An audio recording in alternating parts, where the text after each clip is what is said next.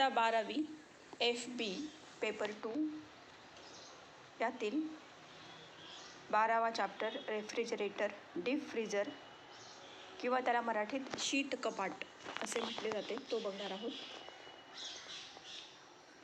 तर पाठाची ओळख बघूया आधी. शहरातील धावपळीच्या जीवनात आपल्या दररोजच्या खाण्यातील पदार्थ उदाहरणार्थ दूध, फळे, मासे, भाज्या इत्यादी नाशवंत परंतु गरजेच्या बाबी दररोज खरेदी करणे अशक्य असते. त्यामुळे हे पदार्थ साठवून ठेवावे लागतात. साठवण करताना या पदार्थांची चव, रंग, गंध, टवटवीतपणा टिकवून ते पदार्थ आरोग्यदायी राहणे आवश्यक असते. सर्वसामान्य रूम टेम्परेचर हे 20 डिग्री सेल्सिअस तापमानापेक्षा कमी 4 ते 20 अंश सेल्सिअस तापमानास या पदार्थाची साठवण केल्यास हे पदार्थ सुस्थितीत साठविणे शक्य होते. याकरिता रेफ्रिजरेटर किंवा रेफ्रिजरेशन तंत्राचा उपयोग करावा लागतो. रेफ्रिजरेटर व डीप फ्रीजर समान तत्वावर कार्य करतात. डीप फ्रीजरमध्ये प्रामुख्याने जास्त प्रमाणात आईस्क्रीम, पनीर, दुग्धजन्य पदार्थ, फ्रोझन पीज, फ्रोझन मीठ अत्यंत कमी 4 अंश सेल्सिअस तापमानावर साठवले जाते. या तंत्रावर आधारित रेफ्रिजरेटर व डीप फ्रीजर या उपकरणांचा अभ्यास या पाठात आपण करणार आहोत. आता याचे कार्यतत्व बघा. मुलांनो, कार्यतत्व हे 2 मार्कांना विचारले जाते, तर लक्षात घ्या. कार्यतत्व नीट समजून घ्या.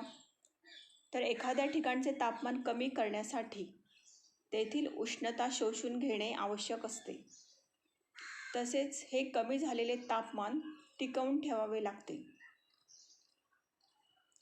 रेफ्रिजरेशन तंत्राच्या सहाय्याने बंदिस्त जागे आतील तापमान शोषून घेऊन ते बाहेरील वातावरणात सोडणे व त्या बंदिस्त जागेमधील तापमान बाहेरील तापमानापेक्षा कमी ठेवणे या कार्यपद्धतीला रेफ्रिजरेशन असे म्हणतात. हे व्हेपर कॉम्प्रेशन पद्धतीने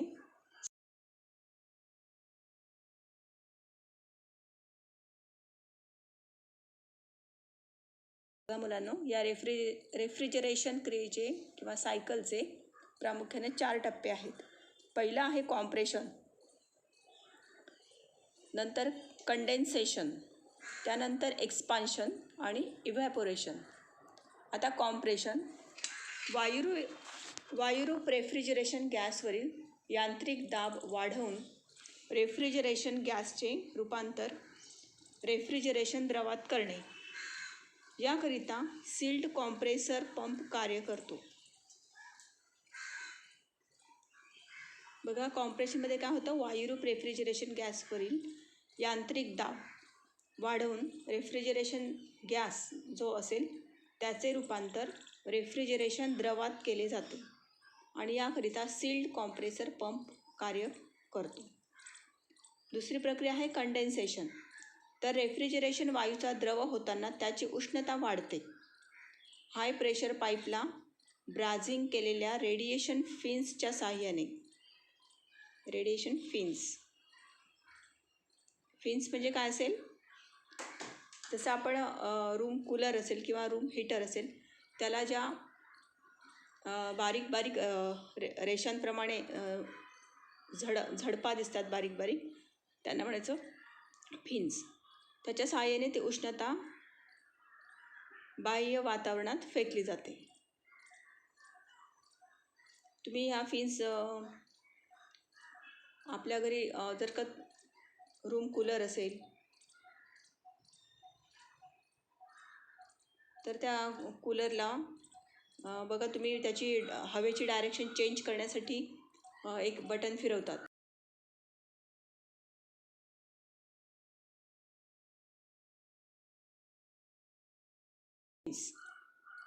तर अशा या रेडिएशन फिन्सच्या सहाय्याने ती उष्णता बाहेर वातावरणात सोडली जाते. एक्सपान्शन व्हॉल्व पुढे मोठ्या आकाराची इव्हॅपोरेशन ट्यूब असते. इव्हॅपोरेशन म्हणजे काय, वाफेत रूपांतर होणे. इव्हॅपोरेशन म्हणजे काय, तर वाफेमध्ये रूपांतर होणे. तर या ठिकाणी इव्हॅपोरेशन ट्यूब असते. रेफ्रिजरेशन द्रवावरील यांत्रिक दाब कमी होतो व आकारमान वाढते. म्हणजेच रेफ्रिजरेशन द्रवाचे रूपांतर रेफ्रिजरेशन वायू मध्ये होऊ लागते. याला एक्सपान्शन असे म्हणतात. इव्हॅपोरेटेड ट्यूबमध्ये रेफ्रिजरेशन द्रवाचे रूपांतर पूर्णपणे रेफ्रिजरेशन वायूमध्ये होताना रेफ्रिजरेशन द्रवाकडून सभोवतालची फ्रीजमधील उष्णता शोषून घेतली जाते व फ्रीजमधील तापमान कमी होते. याला एक्सपान्शन असे म्हणतात. तर अशा प्रकारे कॉम्प्रेशन, कंडेन्सेशन, एक्सपान्शन आणि इव्हॅपोरेशन अशा या 4 प्रक्रिया केल्या जातात. आता रेफ्रिजरेशन सायकल यामध्ये कॉम्प्रेशन, कंडेन्सेशन, एक्सपान्शन व इव्हॅपोरेशन या 4 क्रियांना मिळून रेफ्रिजरेशन सायकल असे म्हटले जाते. मुलांना 4 मार्कांना असा प्रश्न येऊ शकतो की रेफ्रिजरेशन प्रक्रियेमधील सायकल स्पष्ट करा. मग त्यामध्ये तुम्ही या 4 क्रिया स्पष्ट केल्या पाहिजे. आता आपण या ठिकाणी आकृती बघूया. रेफ्रिजरेशन सायकल हे आहे ॲक्च्युली कन्स्ट्रक्शनल डायग्राम आणि या ठिकाणी आहे ही डायग्राम आहे विद्युत मंडल किंवा विद्युत सर्किट.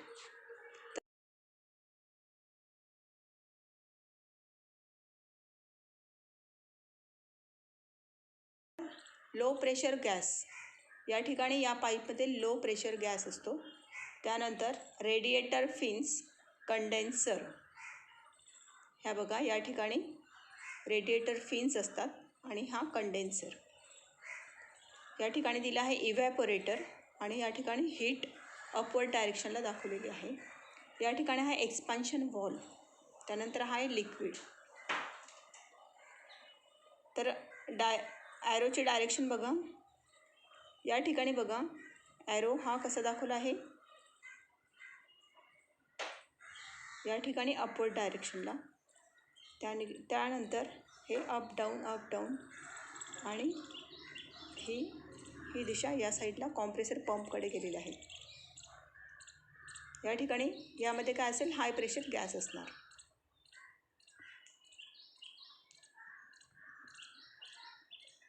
बघा मुलांनो, या ठिकाणी ही जी हीट जनरेट झालेली असेल ती या एक्सपान्शन हा कंडेन्सर पाईप आहे यामध्ये लिक्विड असणार आहे. त्यानंतर ही हीट ॲब्सॉर्ब केली जाते आणि हा द्रव पुन्हा या हाय प्रेशर गॅसकडे या ठिकाणी पास होणार.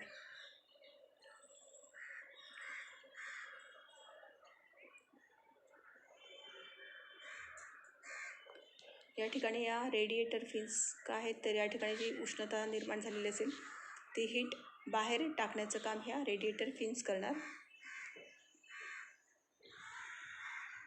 आता या ठिकाणी आहे डोमेस्टिक रेफ्रिजरेटर वायरिंग टाईप 2.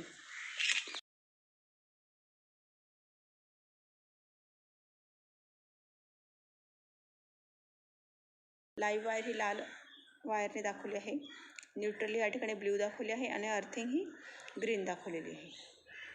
तर या ठिकाणी कनेक्शन बघा तुम्ही. लाईव्ह वायर ही या ठिकाणी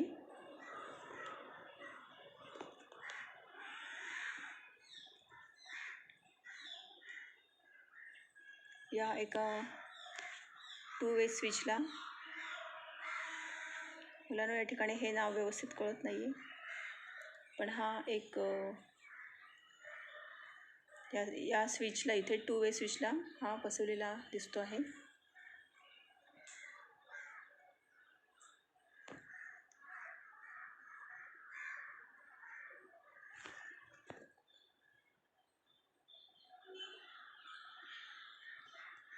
सॉरी, हा कदाचित हा इंटरमिजिएट स्विच या ठिकाणी दिसत आहे. आपण हे नाव नंतर बघूया.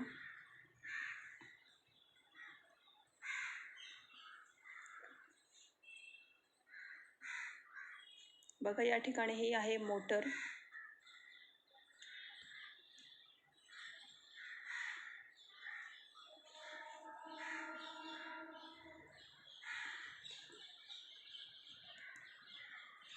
त्यानंतर या ठिकाणी आहे हा रेजिस्टर.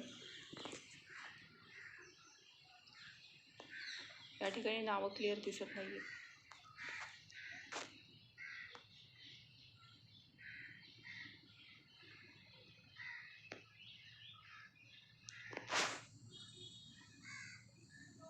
आहे कॉम्प्रेसर मोटर.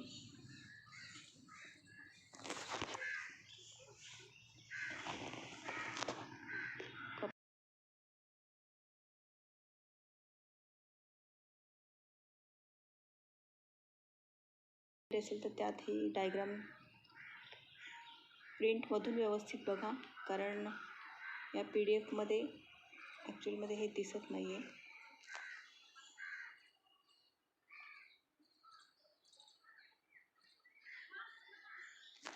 तर ही सर्किट डायग्राम तुम्ही लक्षात ठेवा आणि याची नावं जी असतील ती जर तुम्ही प्रिंट किंवा बुक्सच्या झेरॉक्स तुमच्याकडे असतील तर त्यातून ती नावं जरा व्यवस्थित क्लिअरली बघून घ्या.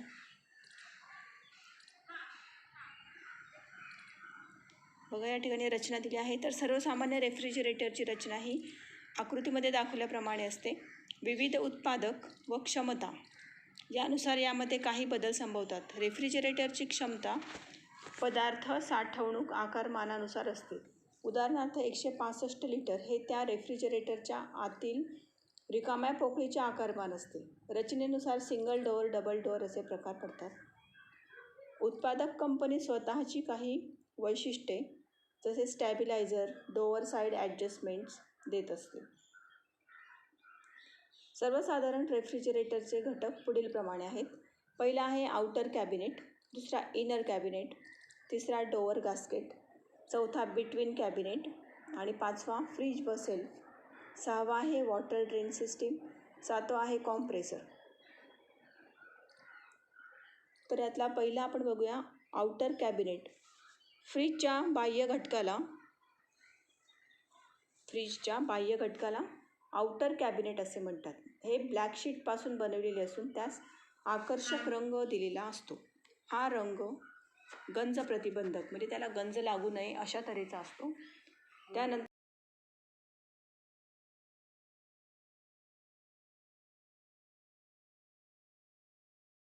तापमान टिकवणे सोपे होते. Inner cabinet. फ्रीजच्या आतील भागाला इनर कॅबिनेट किंवा रेफ्रिजरेटेड स्पेस असे म्हणतात.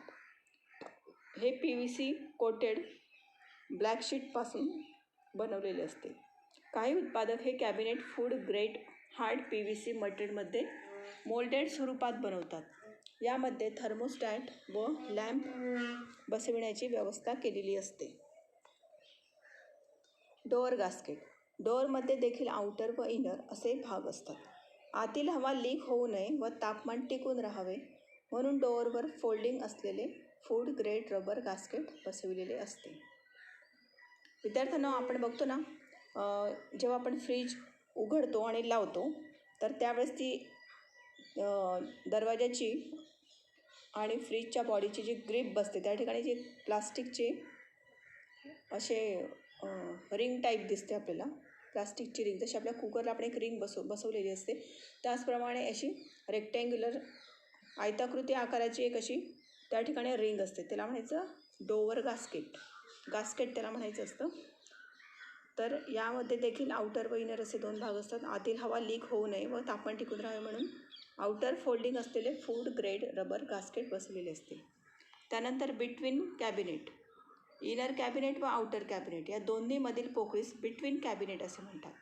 2 ते 2.5 इंचाच्या या पोकळीमध्ये पफ म्हणजेच पॉलियुरेथिन फोम हा उष्णता प्रतिबंधक व विद्युत प्रतिबंधक, वजनाने हलका पदार्थ, रोधक इन्सुलेटर भरलेला असतो. त्यामुळे आतील तापमान कायम राखण्यास मदत होते. बाहेरील जास्त उष्णतेचा आतील अत्यंत कमी उष्णते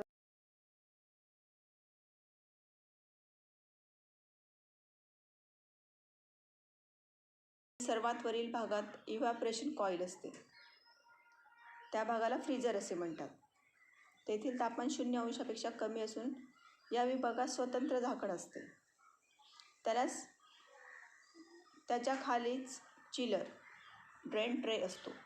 यामध्ये फ्रीजर चेंबरवर जमा झालेले पाणी जमा होते. फ्रीजर चेंबर खाली फ्रीजच्या क्षमतेनुसार 3 किंवा 4 पार्टिशन ट्रे बसून 3 किंवा 4 शेल्फ म्हणजेच कप्पे करता येतात.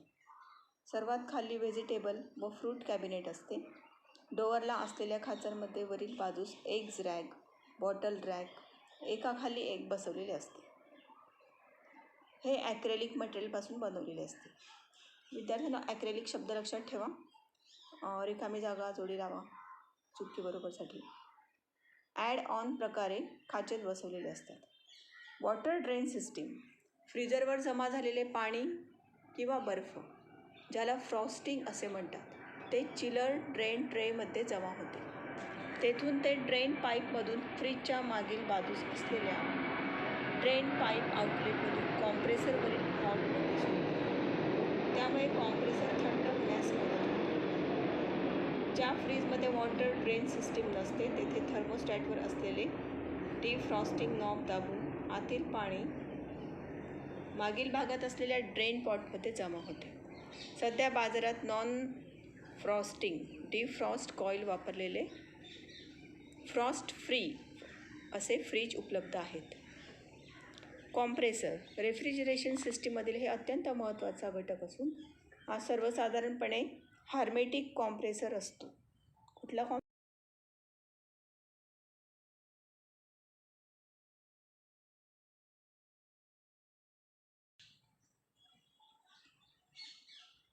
मोटर व कॉम्प्रेसर एकत्र पूर्णतः बंदिस्त केलेले असतात.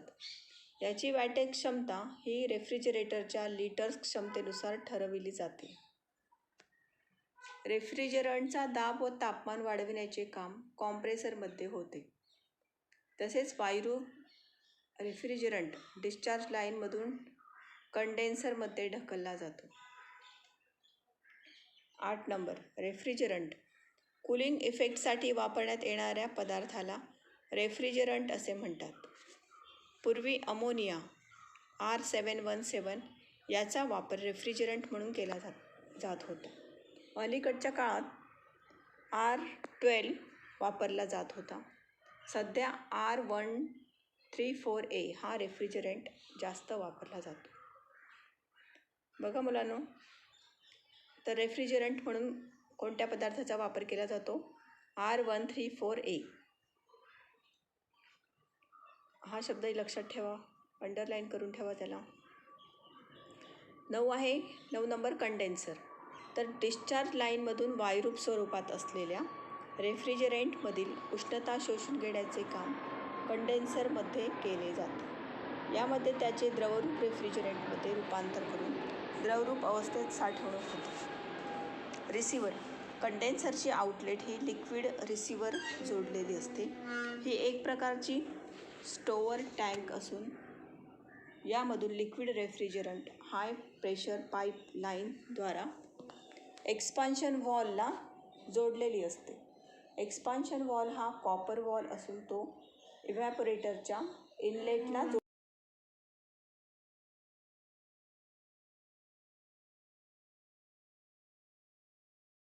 वर नियंत्रण ठेवण्याचे काम हा वॉल करतो. इव्हॅपोरेटर एक्सपान्शन वॉलमधून आलेला उच्च दाबाचा रेफ्रिजरंट इव्हॅपोरेटरमध्ये येतो. या ट्यूब टणक ॲल्युमिनियमपासून बनवलेल्या असतात. यामधील रेफ्रिजरंट फ्रीजमध्ये ठेवलेल्या पदार्थामधील उष्णता शोषून घेतो. त्यामुळे आतील तापमान कमी होते आणि रेफ्रिजरंट पुन्हा वायुरूप स्थितीत जातो. वायुरूप रेफ्रिजरंटला कॉम्प्रेसर खेचून घेतो. कॉम्प्रेसरमध्ये वायुरूप रेफ्रिजरंटवरील यांत्रिक दाब वाढून तो गरम व द्रव अवस्थेत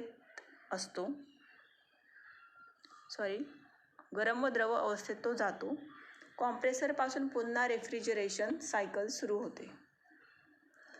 थर्मोस्टॅट हा वायर टाईप थर्मोस्टॅट असतो. लांबी जास्त असेल तर तो कॉईलप्रमाणे गुंडाळी करून आवश्यक लांबीचा बनवतात.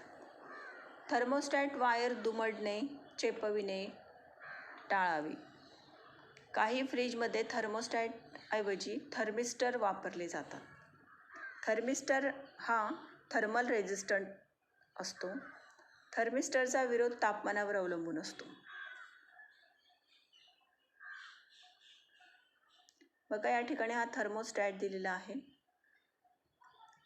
थर्मिस्टर सिलेक्शन गाईड या ठिकाणी हे गाईडसाठी चार्ट दिलेला आहे. @25 डिग्री सेल्सिअस आणि ही मॉडेल्सची नावं दिलेली आहे. TC-S805, TC-810. तर ही सर्व काही मॉडेल्स आहेत. त्यानंतर R@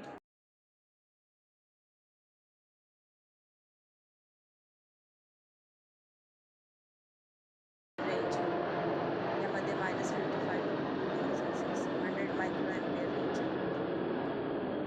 -22 +33 डिग्री सेल्सिअस.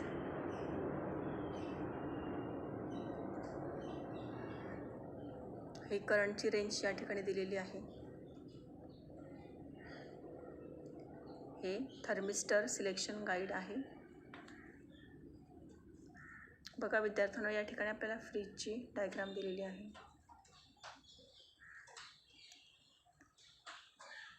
फ्रीज आपण सगळ्यांनी बघितलेलाच आहे. बघा हा डोअर, या ठिकाणी हे बॉटल्स, एग्स वगैरे ठेवण्यासाठी. त्यानंतर हा खालचा पार्ट व्हेजिटेबल्स ठेवण्यासाठी, भाज्या वगैरे ठेवण्यासाठी. त्यानंतर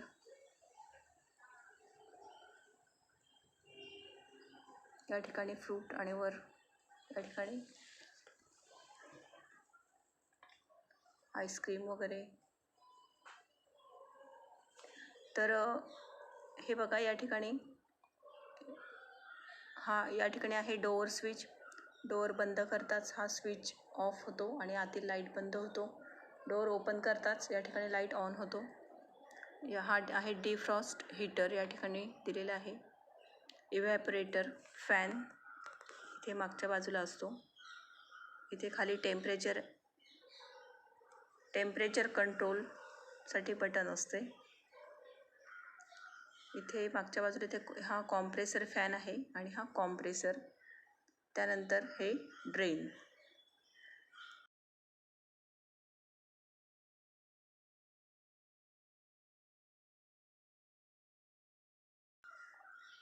कंडेन्सर कॉइल्स, ड्रेन पॅन.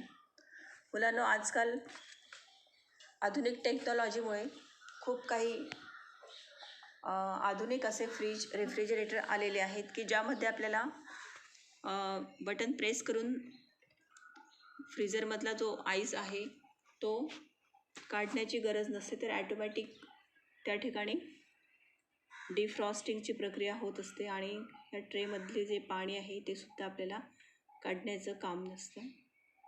अशा प्रकारे तुम्ही ज्या वेगवेगळ्या कंपन्यांच्या किंवा जशी आधुनिक टेक्नॉलॉजी बघणार तसे यामध्ये खूप तुम्हाला व्हेरिएशन बघायला मिळणार. परंतु आपण जे शिकताना जे आपण बघत असतो तर ते मॅक्झिमम बेसिक अशा गोष्टी आपण शिकतो. तर या ठिकाणी बघा हा आहे चिलर, हा इव्हॅपरेटर, कॉम्प्रेसर, या ठिकाणी रिले, थर्मोस्टॅट. अशा प्रकारे हे रेफ्रिजरेटरचे भाग दाखवले आहेत. आता रेफ्रिजरेटरचे दोष, कारणे व उपाय. तर पहिला दोष बघा, आपल्या नेहमी कोणत्याही अप्लायन्समध्ये आपला पहिला जो दोष असतो तो म्हणजे की ते अप्लायन्स चालू होत नाही. तर या ठिकाणी काय आहे, कॉम्प्रेसर चालू होत नाही. याचं कारण काय असू शकतं, तर फ्यूज गेला असेल तर फ्यूज बदला. थर्मोस्टॅटचे कॉन्टॅक्ट पॉईंट ओपन राहत असतील तर थर्मोस्टॅट तपासा, आवश्यकता वाटल्यास बदला.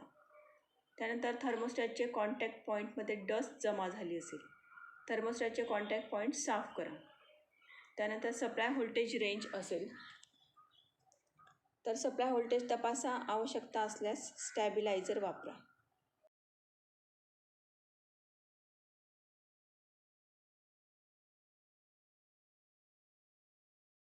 असेल, इव्हॅपरेटरमध्ये ऑइल असेल, रेफ्रिजरेशन लाईन चोकअप असेल, कंडेन्सेशन व्यवस्थित होत नसेल, डोअर गास्केट खराब झाले असेल.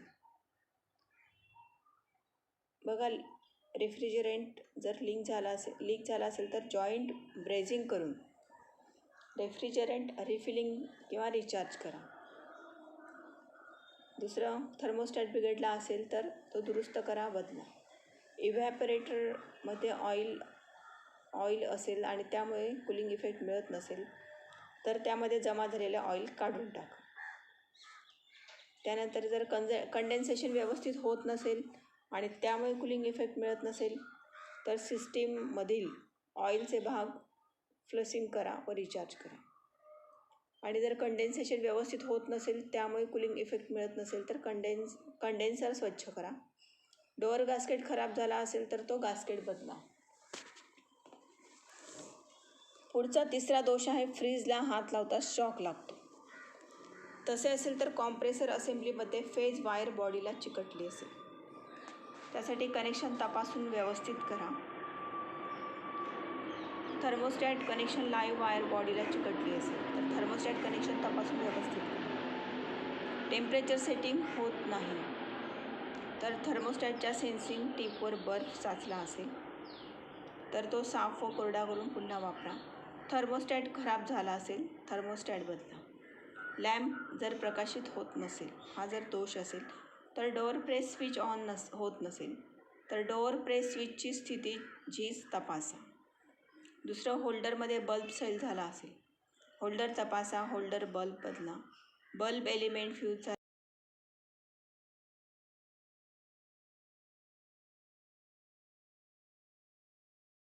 6 ते 12 मार्कला विचारू शकतात. व्यवस्थित तयार करून ठेवा. त्यानंतर रेफ्रिजरेटरच्या दक्षता.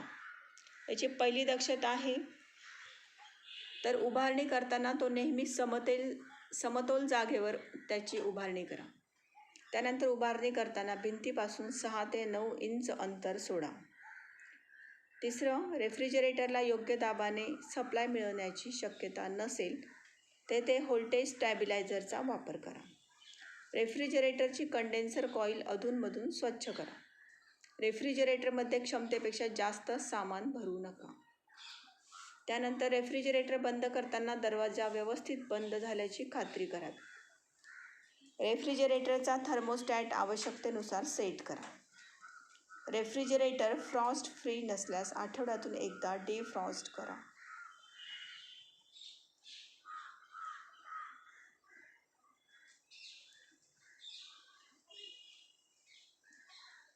बघा, रेफ्रिजरेटर या ठिकाणी आपल्याला याचे स्पेसिफिकेशन्स दिलेले आहेत. रेटेड व्होल्टेज दिलेले आहे 220 240 volt 50 hertz single phase. Voltage range दिलेली आहे 260 टू 160 ते 260 volt. Input watts 130 watt. Defrost watt 180 watt. Full load amps 0.7 ampere. आणि हे R134A. आठवलं का मुलांनो हे काय होतं? R134A CH2 FC3 हा आहे रेफ्रिजरंट.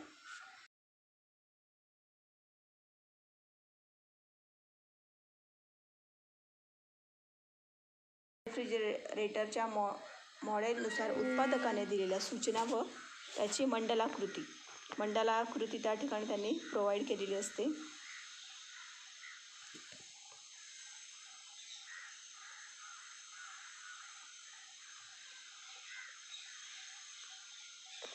बघा, अशा तुम्ही पास आऊट झाल्यानंतर काही कंपन्यांमध्ये जिथे रेफ्रिजरेटरची कंपनी असेल त्या ठिकाणी विद्युत मंडलाकृती वगैरे करायची असेल तर अशा ठिकाणी तुम्ही विद्युत मंडलाकृती करण्याचे कामासाठी तुम्ही तोही एक जॉब करू शकता. कोणताही अप्लायन्स असेल तर त्या ठिकाणी विद्युत मंडलाकृती इलेक्ट्रिकलशी संबंधित अशी आपण कामं करू शकतो. या ठिकाणी बघा, सिम्बॉल कोड दिलेले आहेत, वायर कलर कोड दिलेले आहेत.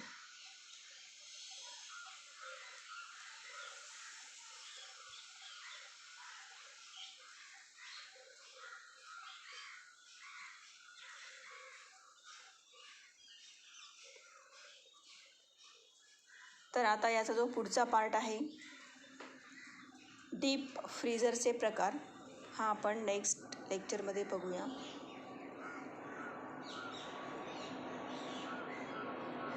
तर अशा प्रकारे आज आपण रेफ्रिजरेटर